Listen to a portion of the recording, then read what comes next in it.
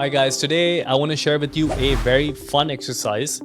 So whenever I want great advice that can really help me, science shows us that we're really good at giving advices but not at following it. So I came up with this interesting idea. Now, for this, you have to put on your imagination hat. Imagine stepping into a time machine, but you're going to meet someone really special. It's going to be the 110-year-old version of yourself. And as you can imagine, this is not any normal meeting. That version of yourself has got decades of more experience than you, is full of wisdom, probably kindness, and has a lot of confidence. Now, you're in this time machine, you're super excited, excitement is building up because you can't wait to learn about all of those things that your future self knows about. Now, time machine lands, the door is about to open. And in the moments where you're standing there, you see your future self. And this person doesn't look so much old, but it looks much more wise, is much more calmer, and has this confidence, assurance aura around his or herself. Now, you've got your stunned, you have a lot of questions, and now you ask, or you rather don't want to waste your time, and you ask, hey, what's the most important lesson that you have learned? Or if you're facing a situation, you can ask a question. Look into that person's eyes, because that person will give you the best advice that's going to be possible. And the thing is,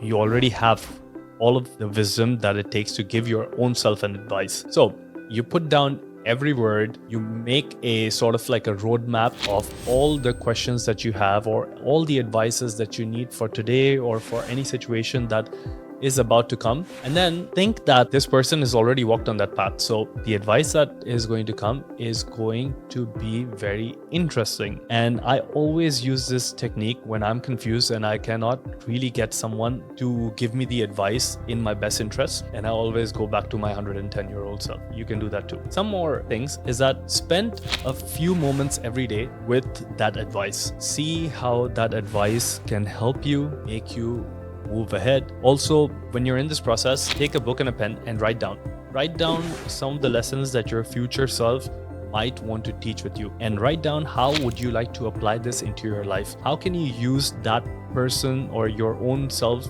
wisdom from the future to make better choices today? Then something called as visualization. Think about how does your future self, the ideal self that you want to be, how does that person handle any successes, failures, questions, setbacks, and you'll get an answer on how you should too. And then whatever your imaginary conversation is, think about it in the short term and think about how that conversation can actually affect you in the long term. And then be grateful. I'm sure your future self would want you to appreciate the smaller moments in your life and appreciate that journey, not the destination. And you're on that path of, being to that 110-year-old self. Or if you're in my path, then 150 with all the biohacking. One of the other things I like to do every time I learn something from my 110-year-old self or 150-year-old self, I always share it. So if you need this advice, someone else would need it too. So please share it, and get ready to be changed. You will be surprised. Some of the advices that you'll give yourself will really change your life. This is a very cool technique that I use, which is free of cost and can give you a lot of wisdom in your life. So your time machine is ready. Your future self is ready. Are you prepared to go meet your own self and ask you all those questions? If you do this exercise. I'll see you in the next video.